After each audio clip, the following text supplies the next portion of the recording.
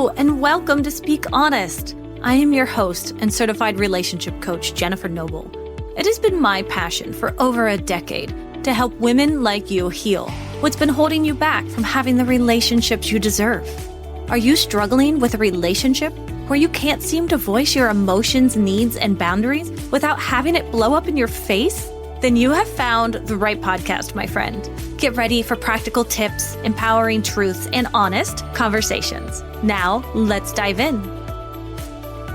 Hello, everyone. I am Jen Noble with Speak Honest here, and I am your relationship coach. And on today's episode, I am so excited to get to introduce you to a colleague of mine, Cheryl.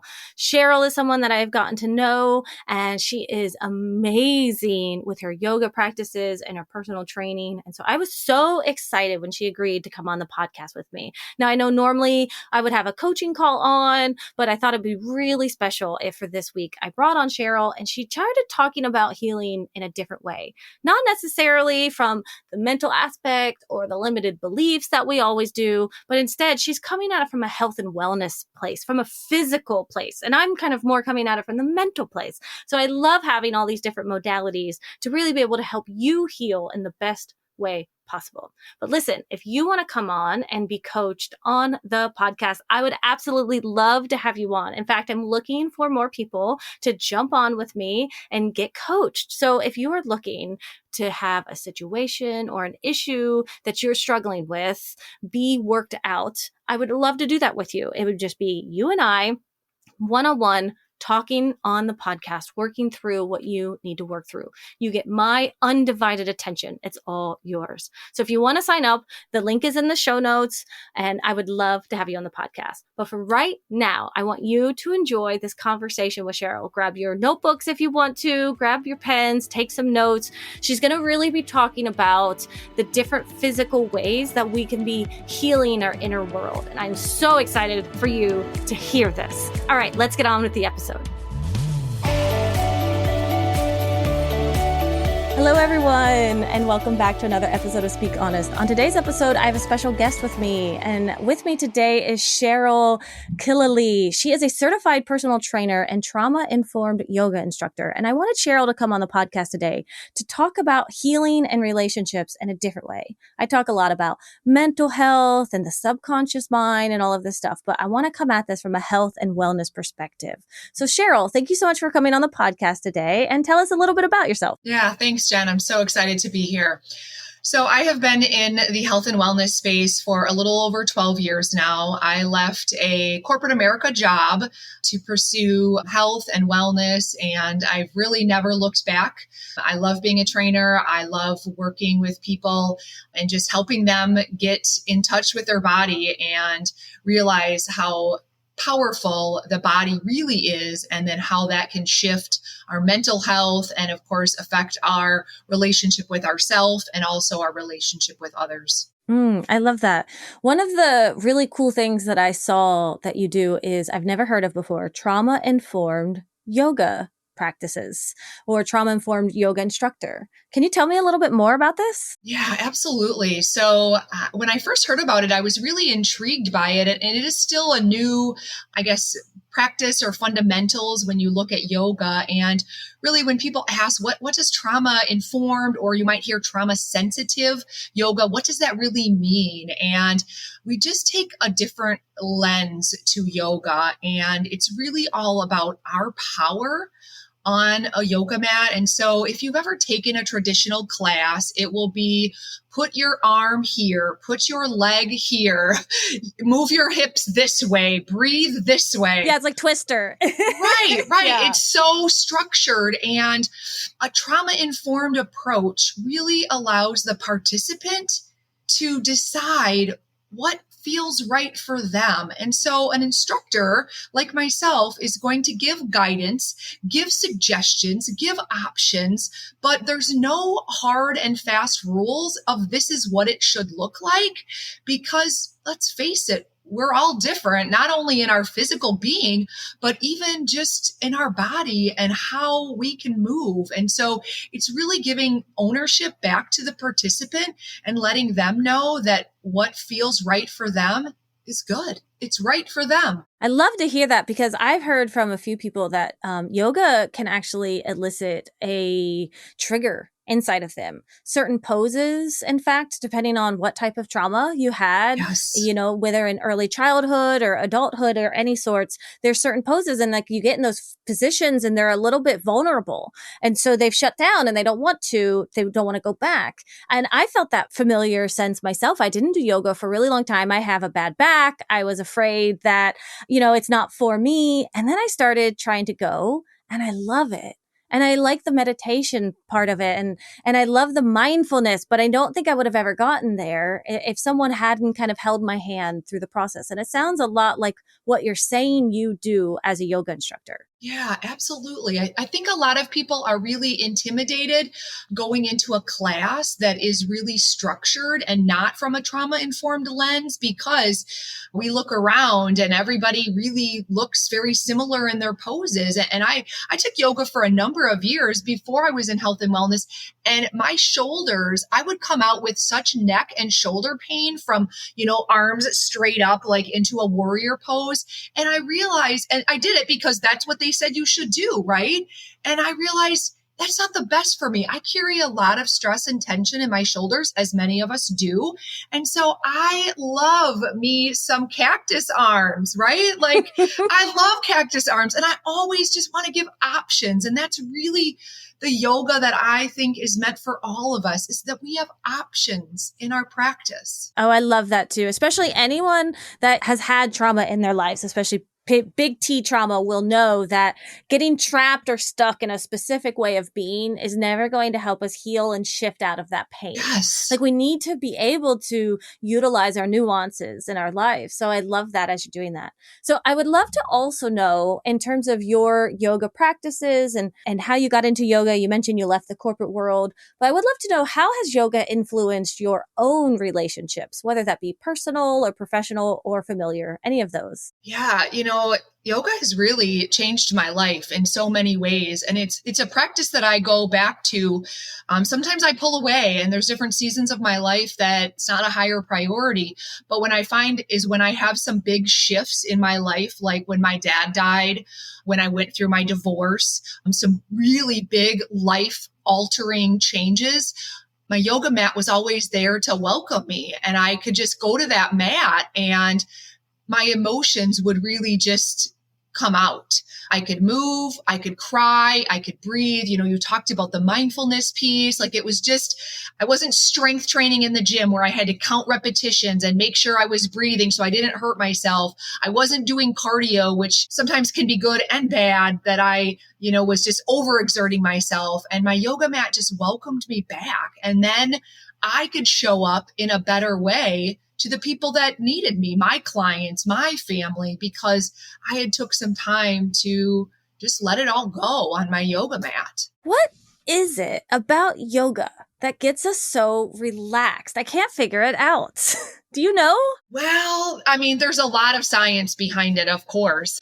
I think that when we can get into some of the heart openers with opening up the heart and the chest, hip openers, those are really known. Like when you talked about like some postures that maybe for, different sensitive populations, like if there's been sexual trauma and things like that, we store a lot of trauma, as you may know, in those hips, in the psoas muscles. And so when we do those hip openers, that can be very emotional and releasing.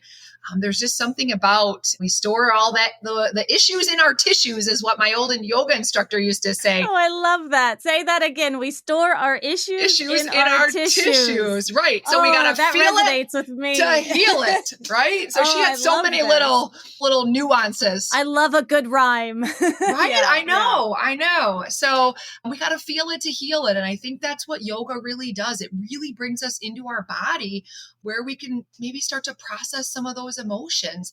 And that's why a trauma sensitive class is so important, because those emotions will bubble up.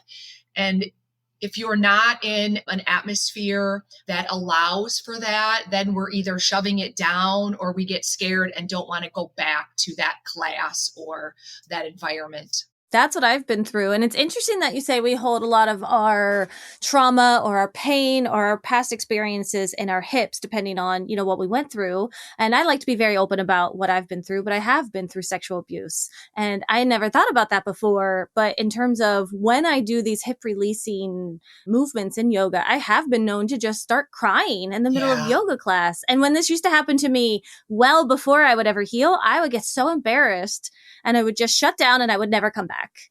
And so knowing this, like knowing that there is a normalcy to these big emotions that come up and out of you. And I'm sure any yoga class you're in, if you start crying, I bet anyone would understand. Is that right? Yes, yes, most People in definitely. yoga get this. Yes, they do. Yeah. But we feel that, like, wait, I don't see other people, or this isn't normal. We just don't know what to do, especially if we're not comfortable crying.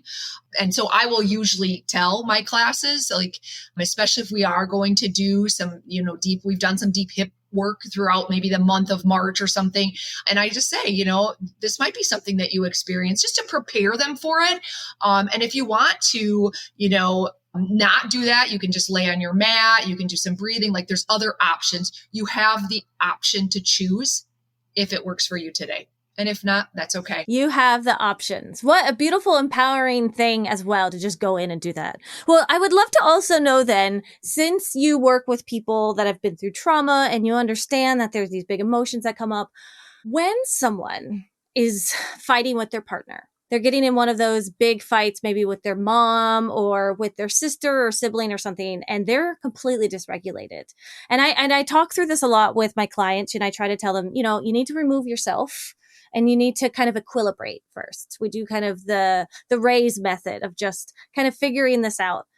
What is a great grounding technique? Because I tell them, remove yourself and ground yourself. But as a yoga instructor, do you have any particular poses or practices or ideas that they could be doing to ground themselves? Yeah, so it can be different for people depending on maybe their attachment styles, but maybe also just their nervous system in general. Because if we are typically like avoidant attachment, we are going to want something high powered because we are avoiding it, right? So we're avoiding the whole situation and we just want to, do something fast, some like a power class or a hot yoga class or a run or heavy strength training, CrossFit, something like that. Like, that's where we would generally go to. So I often say we got to, and I can speak from experience here, that we've got to kind of work it all out. We got to leave it all on the mat and basically beat the shit out of ourselves. And then we can finally calm down, and then we can be on our mat and we can sit in like a staff pose, which is just seated on our mat, or we can lie down into a shavasana. But most times, if you take somebody that is really at that high strung out level and try to ground them down, their mind is just going to keep racing and they're going to keep thinking, oh, I should have said that, or I shouldn't have said that, or I should have did this, right?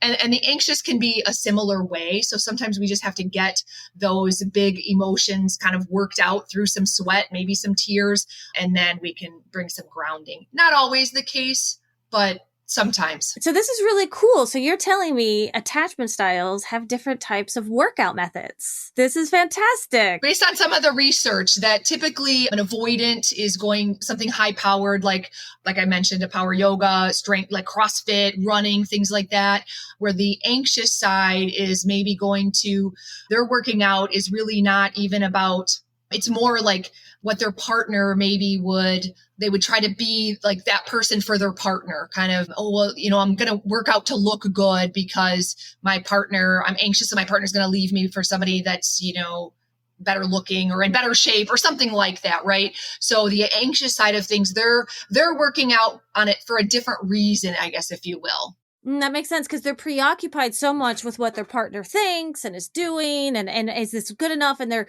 consistently trying to earn their worth. And so their motivation for going to the gym or going to a yoga class, is to get that nice booty, right. Or is to build up their shoulder chest area or something. It isn't necessarily to just beat the shit out of something. But it sounds like for avoidance, they really want to get into that that hit training is almost what I'm Correct. hearing, right? That like high interval, we want to just go for it. And that's fascinating to me because as someone that leaned avoidant for a very long time, I used, like I said, hated yoga. And in fact, I would take these classes at like my local YMCA, and it was like these really fun classes, and we would just be dancing around and doing like kickboxing and stuff. And then at the end, we would do the lay down part, and I would just leave.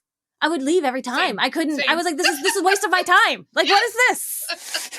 Like, Yes. this is not what I am here for. Yes. But I didn't have the self-awareness as to why that is. And I didn't have the self-awareness of like, hey, actually this rest, this relaxation is important. This is critical. It is. It's key to the healing part, right? We need to rest in order to actually heal and repair. And that's part of that. So I love that so much. Okay, great. So we have avoidant and we have anxious, and that's what they do.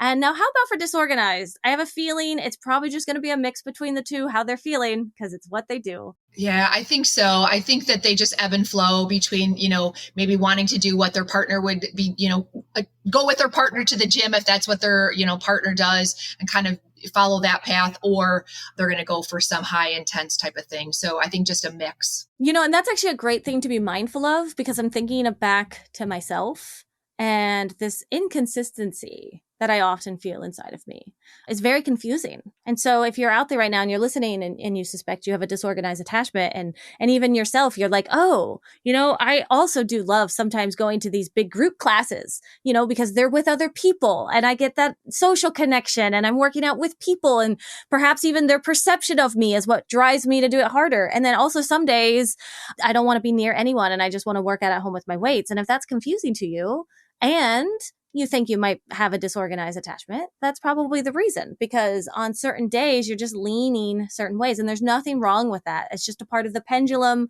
swing dance, as I call it, that happens with the disorganized dance. That's just a consistent. It's the one thing disorganized are consistent at, is being inconsistent. It is just how it is. True story. Okay. True Right? story. Okay. All right. Now, how about, let's see, for anyone listening and they're healing from past relationship traumas, maybe in their lives, they had an abusive husband or a mentally abusive boyfriend or something like that, and they're struggling. They're in heartbreak. They don't know how to shift out of this. They've tried doing all the work. Maybe they've even worked with me or with other coaches or other therapists, and it's just like something's not clicking. What kind of yoga practices or kind of philosophies do you recommend that could aid in their healing process? One of the number one things that I recommend for anyone that's really went through traumas or any kind of big life changes is to get out and walk. I think walking is very underrated. And I think it is one of the best things that we can do for not only our physical health, but also our mental health, is to put down our phone, just get outside and walk your neighborhood, walk a path, walk in the trees. Like, there's just something about being outside and the healing properties that come with that. And so that's the number one thing, because for many people, when coming out of traumas, like especially a relationship, it can be difficult to get into a yoga practice initially. And so I say, if they can start with some walking, then look to something like yoga or strength training. Being around other people can be helpful, because oftentimes we want to isolate after a breakup. And so I say, if you can join a gym or group fitness classes, things like that, that can just be really helpful for us, not only for our physical and mental health, but then we're adding the wellness, the social wellness piece in there as well. Maybe making some new friends. And that's always a bonus to our mental health. Oh, I love that. I'd love to stop down on the walking piece that you talked about, because I read about this recently, this really cool study that showcased that just 30 minutes a day of walking actually decrease. So we have our amygdala and our hippocampus in both sides of our brain. I'm going to get sciencey. That's okay. And the hippocampus and the amygdala, they're responsible for our memories and our moods and our emotions and all that stuff going on. So when we have trauma in our lives, it actually gets all out of whack. And honestly, right now, I kind of forget if it's the hippocampus that grows and the amygdala that shrinks or vice versa. I don't think it matters. Look up the research, anyone that wants to know the exact thing. But the idea here is one of them is shrinking, one of them is growing, and it's the wrong way.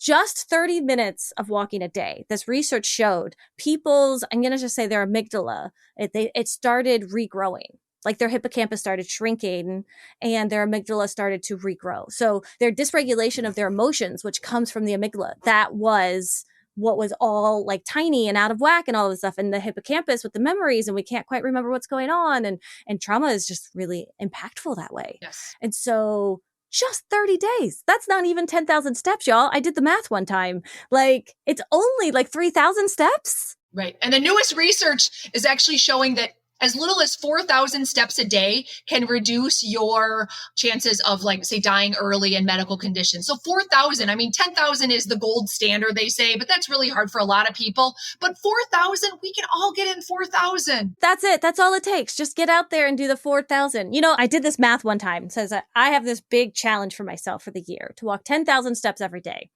And I was doing great. I was doing freaking fantastic for the first like 6 months, actually like 7 up until like July 1st. And then I got COVID, and then my husband got COVID, and then everything started going to shit. And then I hadn't done it in ages, but I'm back in. I'm back, and I'm really proud of myself. You know, I didn't shame myself too much. I went down. But hearing this as well, like it doesn't have to be 10,000. But here's the math I think people would be really interested in. It takes about 10 minutes to walk 1,000 steps. That's all. You know, I'm pretty short.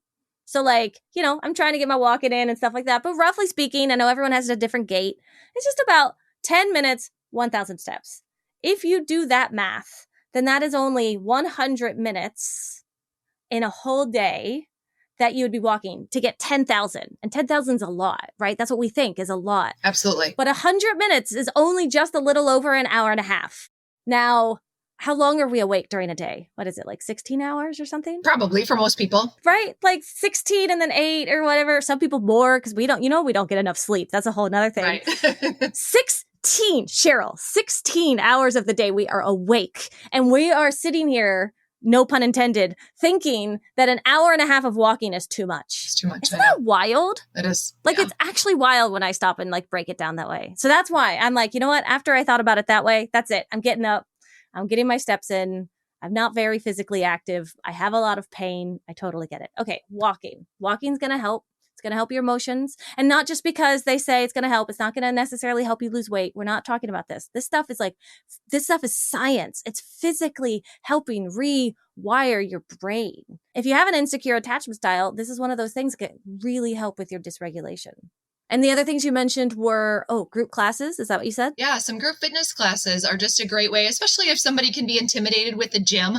I've been a trainer for 12 years, but I remember when I first started training in my 20s and I walked into a gym, and that was before Google and the internet, really.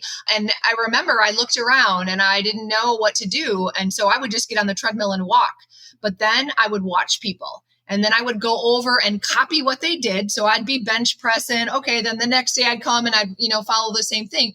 But today we have so many group exercise classes that's a great place for people to go to meet other people and to get in shape at the same time, or maybe even go with a partner. I mean, that could be a great opportunity to build your relationship is by going for walks with your partner or going to group exercise classes with them, a spinning class or something like that. Oh yeah, that'd be like such a fun little date night to do as well or something. Yeah. Why not do that? Or even like if you know that you do really well with someone else, bring a friend along. Absolutely. Right? Yeah. As a personal trainer for yourself, do you ever have issues with like women with insecurities, like you were saying, not wanting to go in the gym? Maybe you don't feel your best, or, you feel fat, or you don't feel good, or I can't lift weights as good as she does. How would you handle some of those insecurities that are kind of popping up in our minds? Those stories we're telling ourselves. Yes, there are so many. I'll never forget one of my clients who thought she couldn't go out into the regular gym area at the gym because she had her work socks on and she didn't have like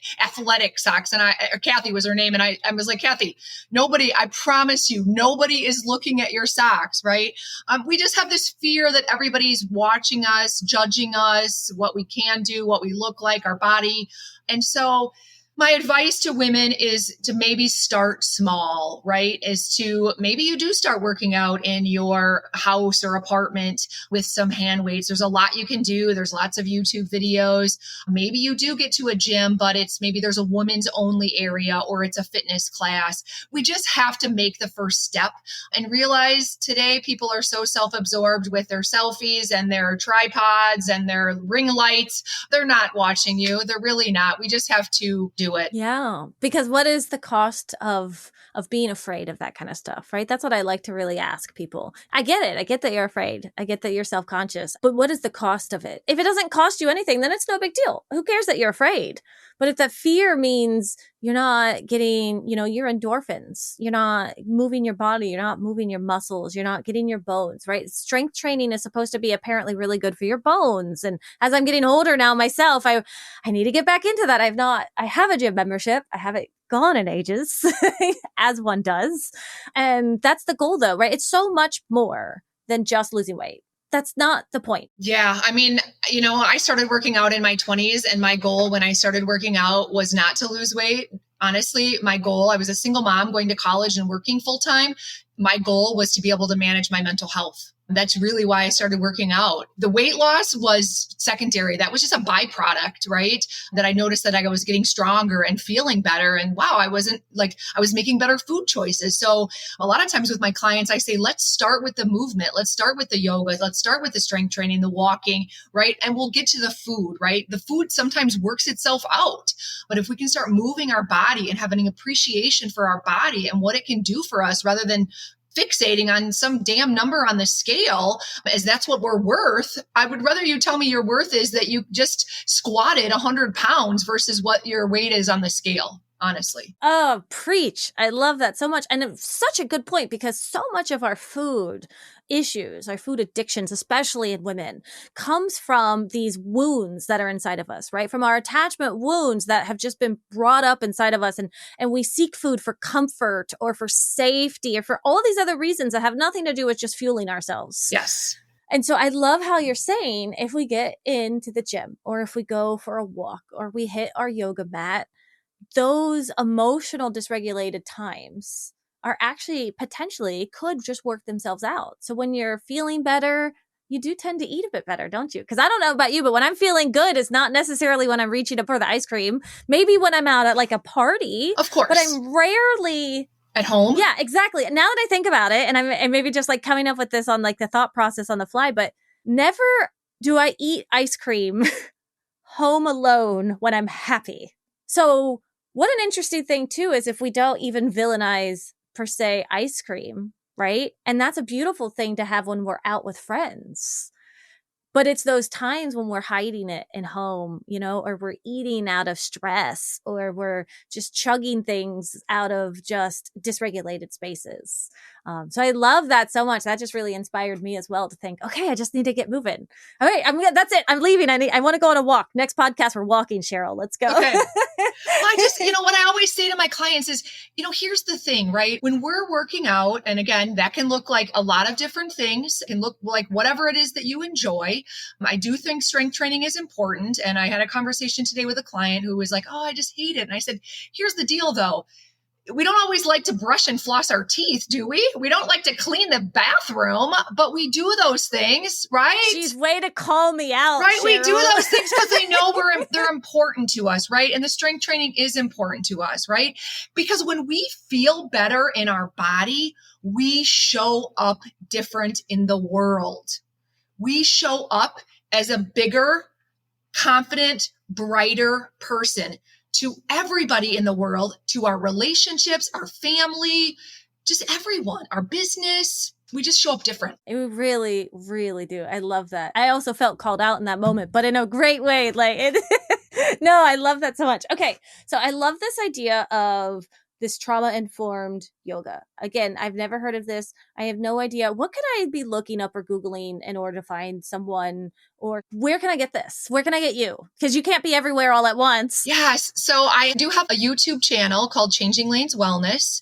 I've been trying to get on there and post some videos on a regular basis. And I do lead an online class on Monday evenings. That's starting up again in September. And my teaching is from a trauma-informed approach. So I will always give options.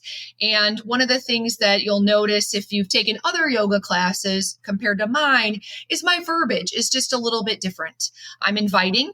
I'm not telling you to move your arm here. I'm just saying, try this. See how this feels. Notice. How does your body feel? Just for today, you might do this. And so a lot of it is just in the verbiage that I use in making participants feel welcome and they're in control of their body and they can decide what feels good for them today. Because, you said you have pain, chronic pain. And so your body feels different on different days. And maybe doing a pigeon pose might not feel good for you today because it's pretty intense on the hips. So I'm going to give you a lot of other options. I love this. We were talking about all these different ways you can work out. What a great idea if you feel self-conscious in a yoga class. Again, I know I do because if everyone else is doing a pigeon pose, even to this day, and I got to tell you, like I'm way more healed, way more secure, but I don't even realize what's happening. But if everyone else is doing a pose, I'm like, I want to do it. I know.